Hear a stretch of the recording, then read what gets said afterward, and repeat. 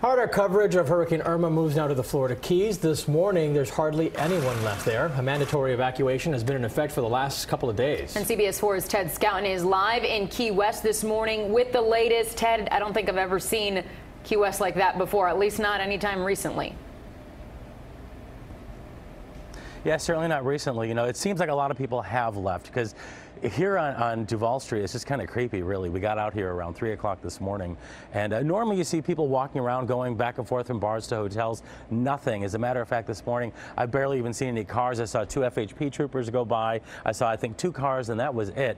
Pretty much all of Duval Street looks like this, and a lot of Key West looks like this, what you're seeing behind me. Everything boarded up. They've done a very good job here on Duval Street getting things boarded up and ready. I would imagine today, anything that's still not boarded or doesn't have impact glass, they will be doing that. But you know, you got to know your window to leave the Florida Keys is quickly closing. Take a look at some video. The final Greyhound bus pulled out, or will be pulling out at 8:30 this morning. The one you're seeing here pulled out last night.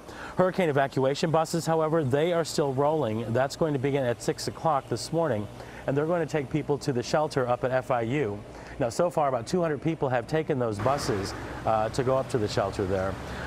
Getting gas, that's an issue here as well. In the Keys, many stations are closed or they're out of gas. We're told that 5 gas stations will be getting fuel today here throughout all the Keys. So not many stations are going to be open in the Florida Keys. Also, drawbridges here, they're being locked down as we speak. That will be completed at 8 o'clock this morning. Of course, we know there are 42 bridges on the overseas highway, and at this point, they're a very big concern for emergency managers. The fear is that the storm could damage those bridges, leaving parts of the Keys cut off.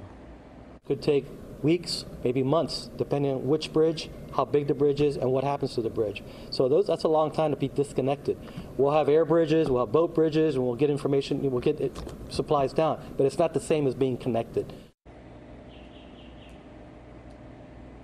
All right, now also this morning, the Port of Key West, it's closing at 8 o'clock. The Coast Guard, to give you an idea of just how serious this threat is in the Keys, the Coast Guard is pulling their personnel out of here.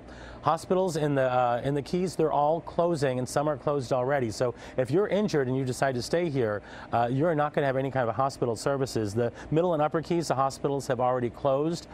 Here in the Lower Keys Medical Center closes in about an hour and 45 minutes from now. Commercial flights here in Key West, they are done. Again, the message from emergency managers here is get out. If you stay here, you are on your own. As a matter of fact, the county administrator said that if you call 911 in the Keys during the storm, no one's going to answer. Live in Key West, Ted Scouten, CBS 4 News.